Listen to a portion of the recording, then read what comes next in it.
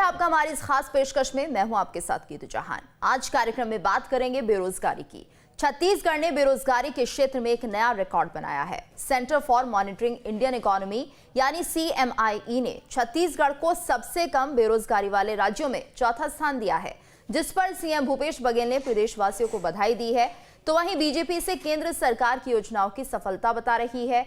ऐसे में सवाल यह है कि क्या छत्तीसगढ़ में घटती बेरोजगारी दर भूपेश सरकार की नीति का नतीजा है? क्या आर्थिक उन्नति की ओर बढ़ रहा है छत्तीसगढ़? क्या भूपेश की नीति से आगे बढ़ रहा है छत्तीसगढ़? क्या प्रदेश की सियासत में मुद्दा विहीन हो रही है BJP?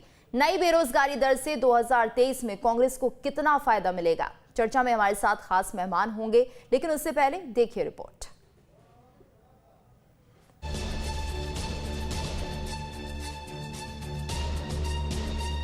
Centre for monitoring Indian economy यानी CMIE ने छत्तीसगढ़ को सबसे कम बेरोजगारी वाले राज्यों में स्थान दिया है। आंकड़ों के अनुसार छत्तीसगढ़ 2.1% के साथ देश में सबसे कम बेरोजगारी वाले राज्यों में चौथे नंबर पर है। 1.4% के साथ कर्नाटक पहले स्थान पर है, तो वहीं 1.6% के साथ गुजरात दूसरे स्थान पर और उड़ीसा तीसरे स्थान पर आया है। छत्तीसगढ़ के पड़ोसी राज्य मध्य प्रदेश बेरोजगारी दर 3.4% के साथ 7वें स्थान पर है। उत्तर प्रदेश 4.9% की बेरोजगारी दर के साथ 9वें स्थान पर है। वहीं कांग्रेस शासित राजस्थान में बेरोजगारी दर 27.1% है। झारखंड में 17.3% और बिहार में 16% की बेरोजगारी दर रही है। देश में सर्वाधिक बेरोजगारी दर हरियाणा में 34.1% बताई गई है। देखिए, मुख्यमंत्री भूपेश बघेल जी छत्तीसगढ़ मुख्यमंत्री के रूप में शपथ लिए उस दिन छत्तीसगढ़ में बेरोजगारी दर 22% था। एक बड़ा चैलेंज था लोगों को रोजगार देना और बेरोजगारी दर को कम करना।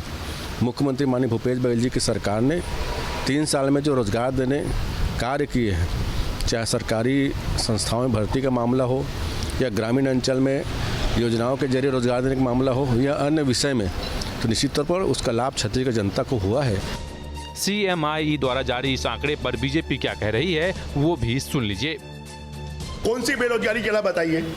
21 लाख बेरोजगार रोजगार कार्यालय में रजिस्टर्ड हैं। उनमें से कितने बेरोजगारों को रोजगार दिया? ये जो आया है, ये जो अनस्किल्ड जिनको मनरेगा के तहत रोजगार देने का काम है, उसका पूरा पैसा केंद्र सरकार देती है।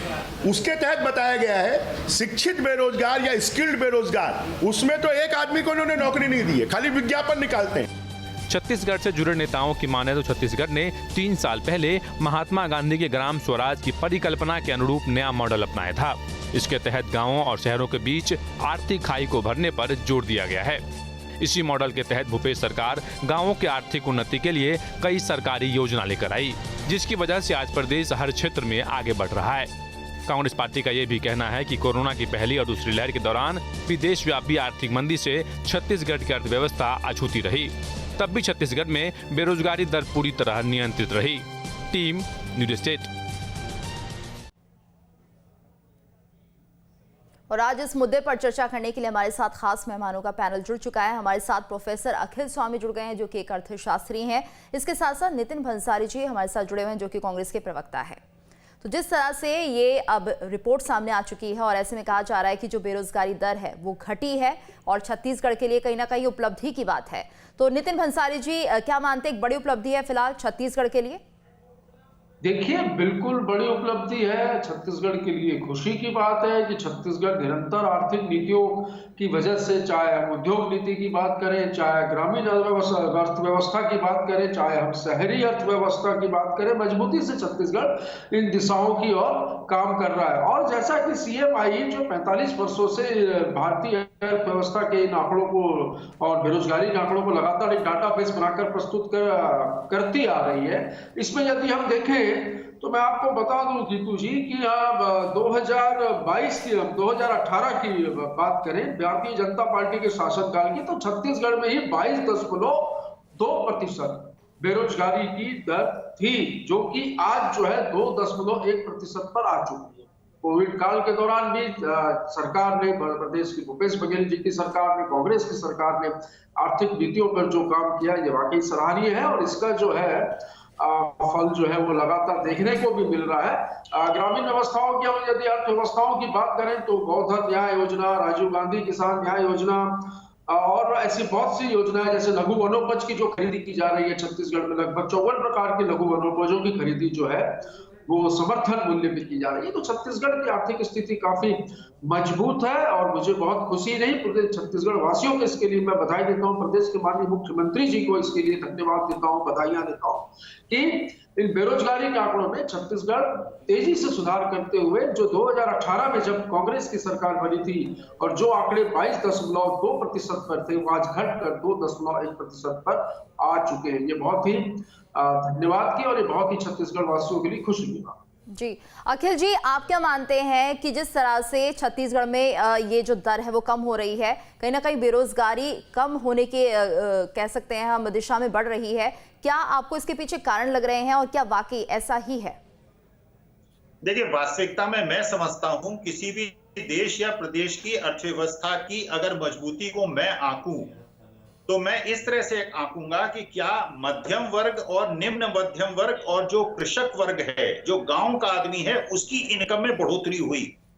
अगर बढ़ोतरी केवल अमीर लोगों की इनकम में होती है, जैसे सीएमआई ने पूरे देश के जो आंकड़े दिए उसके अनुसार 97% लोगों की आमदनी या तो कांस्टेंट रही या कम हो गई, 3% लोगों की केवल आमदनी बढ़ी और उन लोगों की बढ़ी जिनका शेयर मार्केट में इन्वेस्टमेंट था।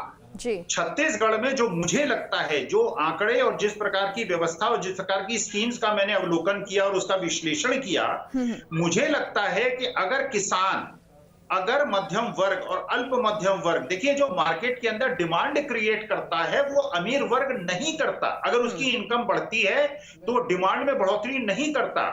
जो डिमांड में बढ़ोतरी करता है, जब एक गरीब आदमी के हाथ में, जब मध्यम वर्ग के हाथ में पैसा आता है तो वो बढ़ोतरी करता है।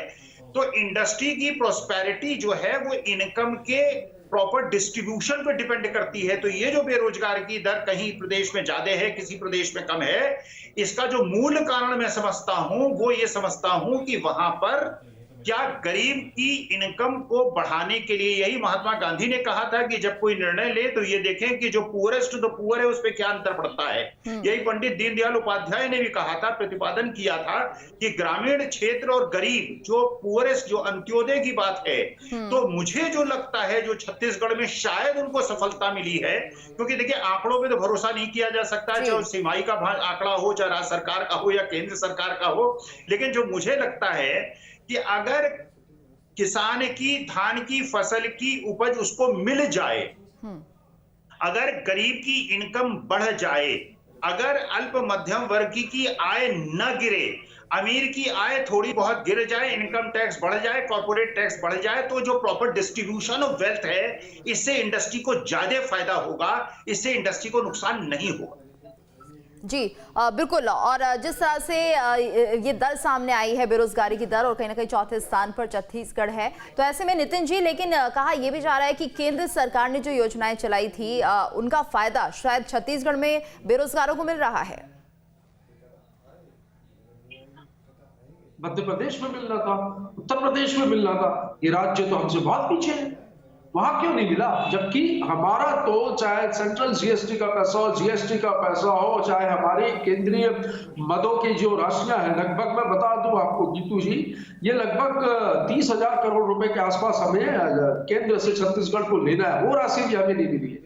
उसके बावजूद प्रदेश जो है वो आर्थिक नीतियों पे जो बेहतर काम कर रहा है, जैसे कि मैं बता दूं आपको, नरवा गरवा गुरवा बाड़ी जो एक हमारा प्रोग्राम है उस पे, इसके अलावा राजीव गांधी किसान न्याय योजना, इसके अलावा गौधन न्याय योजना, मैं बता दूं एक बहुत महत्वपूर्ण योजना छत्तीसगढ़ में शुरू हुई है, जिसका कि केंद्र ने, यहाँ छत्तीसगढ़ के भाजपा के नेताओं ने शुरुआत में काफी विरोध किया और उसकी हंसी भी उड़ाई, काफी मजाक भी उड़ाई कि छत्तीसगढ़ सरकार 2 रुपए किलो में गोबर खरीदेगी। आज देखिए इस गोबर खरीदी से कितनी बड़ी बेरोजगारी की समस्या छत्तीसगढ़ में दूर हुई है। मैं तो मुख्य रूप से इस योजना को काफी ग्रामीण अंचलों में जो आर्थिक नीतियों पे जो सरकार ने काम किया उसमें इस योजना को मैं बेहतर मानूंगा कि 2 रुपए किलो में सरकार ने गोबर की खरीदी की, जिसमें स्वच्छता भी रही। और इस गोबर को खरीदने के बाद इसका वर्मी कंपोस्ट जो है वहां गठौरों में बना, जहां पर हमारी जो महिला स्व सहायता समूह की जो महिलाएं हैं इनको यहाँ पर रोजगार मिला और काफी संख्या में नए रोजगार जो है ग्रामीण अंचलों में क्रिएट हुए।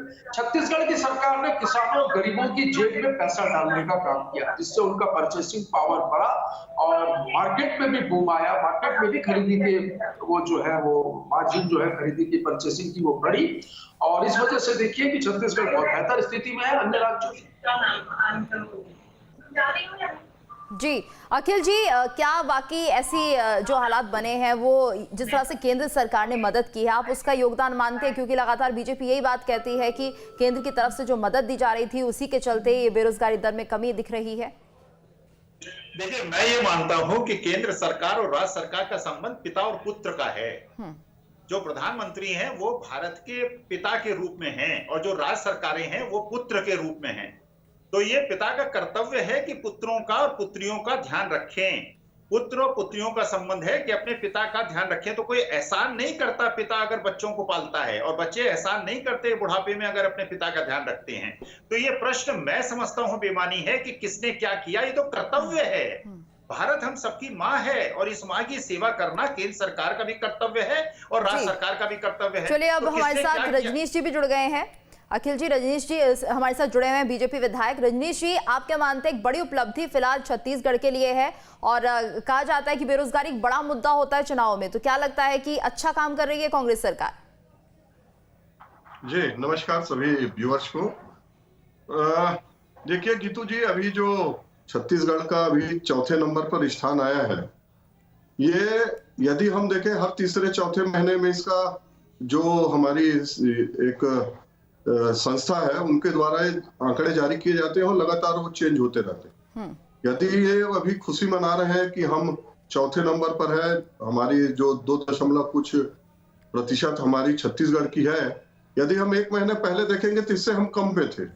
पिछले महीने के दर के हिसाब से यदि देखें तो बेरोजगारी की दर यहाँ बढ़ी है और ये जो सारे आंकड़े दिख रहे हैं अभी बेरोजगारी के दर के कम होने के छत्तीसगढ़ में, तो सिर्फ और सिर्फ नरेगा के काम के कारण है। नरेगा के काम के कारण नरवा गुरुआ बारी की बात अभी कर रहे थे, उसमें थोड़ा ये बता दे कि नरवा गरवा गुरुआ बारी में कितने लोगों को रोजगार सृजन करवाए और फैक्ट के साथ बोले। दूसरी बात, गोधन जो न्याय योजना है गोबर खरीदी में, मेरे को 5 किसान का नाम बता दें छत्तीसगढ़ में जिन्होंने सिर्फ गोबर बेच के अपना जीविकोपार्जन किया, उनका नाम एड्रेस दे दे और मैं दावे के साथ कह रहा हूं कि अपन कल ही चल के देखेंगे वो 5 किसान, कोई गोबर बेच के एक आदमी को रोजगार नहीं मिला है। जिनके पास पहले से वो डेयरी चला रहे हैं, इस तरह के काम में लगे हैं, पशु गोधन के जो सेवा में लगे हैं, उन्हीं को गोबर बेचने से जो लाभ हो रहा है। राजीव गांधी न्याय योजना की बात कर रहे हैं, अरे 500 रुपया आप तो किसानों को दान दे रहे हैं अपने चुनावी गंगा जल के कसम के कारण। यदि आप बात करें छत्तीसगढ़ में स्थायी रोजगार बताइए, और गीतू जी मैं तो और ये बात भी बोल रहा हूं, ये दर भी कम होती, हो सकता है हम कर्नाटक से भी कम रहते यदि ये जो 11 लाख आवास था प्रधानमंत्री आवास, इसमें यदि ये पैसा उपलब्ध करा देती राज्य सरकार तो ये दर और कम होती और हम हो सकता है 1 नंबर पर रहते छत्तीसगढ़। ये सरकार कहीं पर कोई रोजगार सृजन नहीं करवा रही। आप 2-4 तो नाम तो बताइए कि स्थायी रोजगार। नितिन जी आपका जवाब दे सकते हैं रजनीश जी।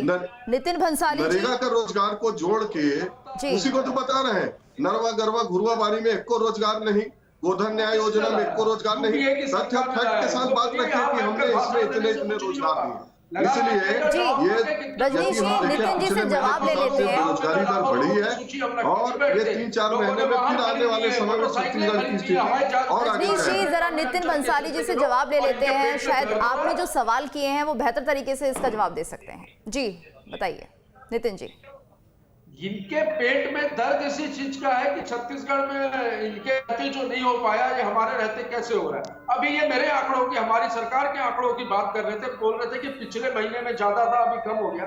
शर्म आनी चाहिए। मैं तो पूछता हूँ 2018 में 22.2% था आपका आंकड़ा, और आप तो ये CMI जो संस्था है जो ये सर्वे करती है, जो डाटाबेस तैयार करती है, आप उसके आंकड़ों को ही गलत मान रहे हैं। यदि आपके मध्य प्रदेश को इसमें पहले नंबर पे बोलता तो आप बोलते थे ये सही है।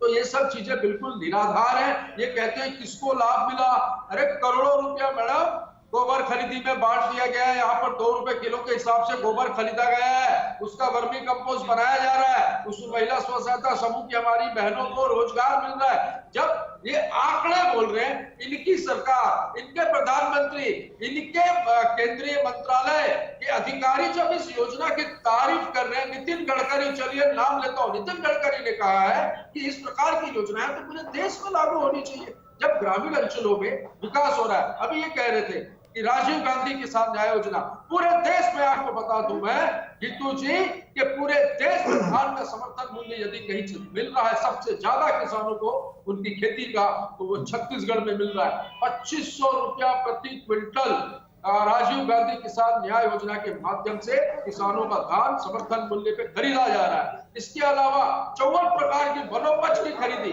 जो महुआ सड़कों पर फेंक दिया जाता था इनके शासनकाल में भारतीय जनता पार्टी के, आज उस महुए को भी छत्तीसगढ़ की सरकार खरीदने का काम कर रही है। यहाँ पर विकास, चहुमुखी विकास दिखाई दे रहा है, पर इन सबको भारतीय जनता पार्टी के नेताओं को मोदिया बिंदी की बीमारी है। इसका इलाज 2018 के चुनावों में छत्तीसगढ़ में तो हो चुका है, 2024 के चुनाव में मुझे लगता है लोकसभा में भी करारी शिकस्त इनको मिलेगी। रजनीश जी, क्या वाकई ऐसा है, मुद्दा विहीन हो गई है अब बीजेपी? क्योंकि एक बड़ा मुद्दा होता है बेरोजगारी है, लेकिन अगर उसी पर काम कर लिया जाए तो शायद विपक्ष के पास कोई बड़ा सवाल रहता नहीं उठाने के लिए। जी रजनीश जी, क्या वाकई ऐसा है, मुद्दा विहीन हो गई है अब बीजेपी? क्योंकि एक बड़ा मुद्दा होता है बेरोजगारी, लेकिन अगर उसी पर काम कर लिया जाए तो शायद विपक्ष के पास कोई बड़ा सवाल रहता नहीं उठाने के लिए। जी गीतू जी, अभी हमारे मित्र जो हैं सिर्फ एक ही बात बोल रहे हैं कि हमने इतने प्रकार की खरीदी की राजीव गांधी न्याय योजना की। मेरा एक सामान्य सा प्रश्न है, बहुत ही एक सामान्य प्रश्न, क्यों कोई बहुत ज्यादा वो टेक्निकल प्रश्न नहीं है, कि आपके वो जो वनोपज खरीदी से, राजीव गांधी किसान न्याय योजना से, गोधन न्याय योजना से, और किसानों को जो आप धान का अतिरिक्त भाव दे रहे हैं, इसमें कितने रोजगार सृजित हुए और कैसे हुए, कैसे आपने रोजगार दिया? मैं किसान हूँ, धान उत्पादन कर रहा हूँ। आज एमएसपी 1940 है। आप चुनाव जीतने के लिए 36 बड़े बड़े वादे गंगा जल के कसम खाकर किए, उसमें आप 500 550 रुपया मिला के दे रहे हैं। आपको 800 देना था, जब घोषणा 1700 था, तो आपको तो 800 प्रति क्विंटल देना था। आप उसमें भी 250 रुपया का बाजी मार रहे हैं। तो इसमें रोजगार कैसे किए? जितनी योजनाएं केंद्र सरकार के द्वारा है, चाहे 15 वित्त हो, नरेगा हो, उसी में जो रोजगार सृजित हुए हैं, अस्थायी रोजगार, उसी रोजगार को, और मैंने पहले कहा गीतू जी, ये आंकड़े बदलते रहते हैं। यदि हम पिछले महीने का देखें तो हम 1.8% में थे, अभी हम 2.7 में चले गए हैं। तो उस हिसाब से पिछले महीने से बेरोजगारी दर बढ़ी है, और आने वाले 3-4 महीने में देखेंगे कि ये दर और बढ़ेगी। और रही बात, ये जो बात करते हैं कि हम मध्य प्रदेश से आगे हैं, उत्तर प्रदेश से आगे हैं, नंबर 1 में कर्नाटक बीजेपी शासित राज्य, नंबर 2 में हमारे गुजरात बीजेपी शासित राज्य, तीसरे नंबर चलिए अखिल जी से जानते हैं कि वाकई ऐसा होगा आने वाले समय में। उत्तर प्रदेश 23 करोड़ की पॉपुलेशन वाला, 8 करोड़ 10 करोड़ की पॉपुलेशन वाला राज्य, और ये 2.5 करोड़ वाले बोलते हैं अखिल जी, आपको क्या लगता है, जिस तरह से रजनीश जी बता रहे हैं कि पहले ये दर कम हो गई थी लेकिन एक बार फिर से बढ़ गई है? नरेगा को छोड़ने रजनीश जी, मैं आपके पास एक बार फिर से रुक करूंगी। नितिन जी, आप हमारे साथ बने रहिए जरा, हम अखिल जी से अब बात कर लेते हैं। आपने स्थायी रोजगार की भागों में दिया, और जो आप योजनाएं गिना रहे हैं, बार बार कह रहे हैं, उसमें कितने लोगों को कैसे रोजगार दिया, इसको मेरे को बताइए। रजनीश जी, छत्तीसगढ़ नितिन जी, में बेरोजगारी की दर कम हुई। अगर आप दोनों शांत रहेंगे तो हम अखिल जी से बात कर सकते हैं। जी अखिल जी, आपको क्या लगता है, जिस तरह से आंकड़े बढ़े हैं, जैसे कि बता रहे हैं रजनीश जी की पहले ये दर कम थी लेकिन अब बढ़ गई है, आने वाले समय में क्या ट्रेंड रहेगा? देखिए, आने वाले समय में ट्रेंड केवल 3 चीजों पे निर्भर करेगा। पहली बात ये होगी कि क्या ओमिक्रॉन का जितना खतरा है हम उसे सही आंक रहे हैं या ज्यादा आंक रहे हैं। ये खतरनाक है उतना ही जितना कि सेकेंड वेव में था या उससे कम है पहला। दूसरा ये है कि इसकी भयावहता का जो परसेप्शन है वो ज्यादा होगा कि कम होगा। और अगर लॉकडाउन होंगे, अगर परचेजर घर से बाहर नहीं निकलेगा, अगर अपने घर में सिमट जाएगा तो इंडस्ट्री पे इंपैक्ट पड़ेगा। जितना भय रहित होगा उतना वो मार्केट में निकलेगा और परचेजिंग करेगा। और तीसरी बात जो निर्भर करती है अंतरराष्ट्रीय मार्केट में करती है कि वो अपने जो उन्होंने मार्केट के अंदर पैसा पंप इन किया था, फेड ने जो बॉन्ड खरीदे थे और मार्केट में पैसा डाला था, यूरोप ने भी डाला था, अमेरिका ने भी डाला था, चीन ने भी डाला था, मार्केट में लिक्विडिटी बहुत ज्यादा हो गई थी, इसलिए मार्केट में डिमांड बहुत ज्यादा इंपैक्टेड नहीं हुई थी। क्या कोरोना के डर से, जैसे फेड ने कहा है कि वो जो है उसमें कटौती करेगा, लिक्विडिटी में कटौती करेगा, तो वो लिक्विडिटी में कटौती करेगा या नहीं करेगा इस बात पे डिपेंडेंट होगी। और चौथी बात इस बात पे डिपेंडेंट होगी क्या गरीब और मध्यम वर्ग के हाथ में येन केन प्रकारेण किसी प्रकार से पैसा पहुंचाया जाएगा। क्योंकि 2 साल पहले जिन कंपनियों का मार्केट कैपिटलाइजेशन 6 लाख करोड़ था, आज उनका मार्केट कैपिटलाइजेशन 17 लाख करोड़ है। और जो गरीब और मध्यम वर्ग है, जो नौकरी पेशे वाला मध्यम वर्ग है, उसकी आमदनी घटी है या स्थिर है। अगर गरीब और मध्यम वर्ग के हाथ में किसी प्रकार से भी पैसा पहुंचा दिया जाए तो जीडीपी भी बढ़ेगी, ग्रोथ भी बढ़ेगी, डिमांड भी बढ़ेगी। क्योंकि देखिए जिसकी इनकम 5 लाख रुपए महीना है, 20 लाख रुपए महीना हो जाए वो नई चीज नहीं खरीदेगा। जिसकी इनकम 5,000 है, अगर उसकी 7,000 हो जाए तो 2,000 में नई नई चीजें खरीदेगा और इंडस्ट्री में डिमांड क्रिएट होगी। तो ये जो डिस्पैरिटी है अगर ये कम हुई और सरकार ने गरीब और मध्यम वर्ग के हाथ में किसी प्रकार से भी पैसा दिया तो इंडस्ट्री का जो डाउन ट्रेंड है वो नहीं होगा। आगे आने वाला समय बताएगा कि क्या कोरोना जो ये ओमिक्रॉन है ये खतरनाक है, इसका परसेप्शन क्या है, ये कितना जानलेवा है, ये नहीं है या है, ये समय बताएगा। और किस प्रकार से हम जो हमारी इनकम है उसको इक्वली डिस्ट्रीब्यूट करते हैं। नितिन जी, क्या प्रदेश सरकार इसके लिए तैयार है? क्योंकि जिस तरह से सर ने बताया अभी कि कुल मिलाकर जो ओमिक्रॉन है वो कितना भयावह हो सकता है, इसी पर डिपेंड करेगा। फिलहाल क्या कुछ प्रदेश सरकार योजना बना रही है जिसके चलते छोटे से छोटे वर्ग को भी इसका फायदा मिल पाए? देखिए छत्तीसगढ़ की सरकार जो है गरीबों की सरकार है, किसानों की सरकार है। यहाँ पर गरीबों को, किसानों को और मध्यम वर्गीयों को फोकस करके ही काम किया जा रहा है। केंद्र के जैसा नहीं है कि अडानी और अंबानी की संपत्तियां लगातार बढ़ रही है। यहाँ पर गरीबों की और किसानों की संपत्तियां बढ़ रही है, उनका परचेसिंग पावर बढ़ रहा है, तो निश्चित तौर पर इसका असर मार्केट में भी देखने को मिल रहा है। भूमिहीन राजीव गांधी ग्रामीण भूमिहीन कृषि मजदूर न्याय योजना की भी शुरुआत की जा रही है। इसके तहत भी जो भूमिहीन किसान है उनको उनके बैंक के खातों में सीधा ट्रांसफर, डायरेक्ट बेनिफिट स्कीम के तहत उनको सीधे खातों में पैसा दिया जाएगा। राजीव गांधी किसान न्याय योजना के तहत जो किस्तों में जो पैसा इनको 3 किस्तों में दिया जा रहा है वो पैसा उनको उनकी जेबों तक पहुंचाया जाएगा। इसके अलावा गोबर खरीदी जो है ये निरंतर जारी रहेगी। गोधन न्याय योजना के माध्यम से वनोपजों की खरीदी लगातार जारी रहेगी। और मैं बता दूं कि रोजगार की दिशा में यदि हम बात करें तो ऊर्जा विभाग, महिला एवं बाल विकास विभाग, खाद्य विभाग, शिक्षा विभाग, स्कूल शिक्षा विभाग एवं अन्य कई विभागों में बम्पर भर्तियों के विज्ञापन निकले जिनका प्रोसेस जो है उनको जॉब देने का प्रोसेस जो है वो लगातार जारी है। तो आने वाले समय में हम इस आंकड़ों में और तेजी से सुधार करेंगे। निश्चित तौर पर ओमिक्रॉन जो है इसकी दस्तक पूरे देश में है। छत्तीसगढ़ हालांकि अभी ओमिक्रॉन से अछूता है, पूरे प्रदेश में अभी एक ही केस की जानकारी मिली है। सरकार सजग है, सरकार ने सारी व्यवस्थाएं जो है दुरुस्त करके रखी है और हम बिल्कुल इस कोरोना की तीसरी वेव से सारे संसाधनों के साथ, अस्त्र शस्त्र और पूरे चिकित्सकों की टीम, स्वास्थ्य अमले के साथ हम बिल्कुल तैयार हैं। और निश्चित तौर पर कहीं पर भी अर्थव्यवस्था अभी भी नहीं लड़खड़ाएगी जैसा पहली और दूसरी लहर में भी नहीं। रजनीश जी, आप भी मानते हैं उतनी तेजी के साथ काम हो रहा है प्रदेश में?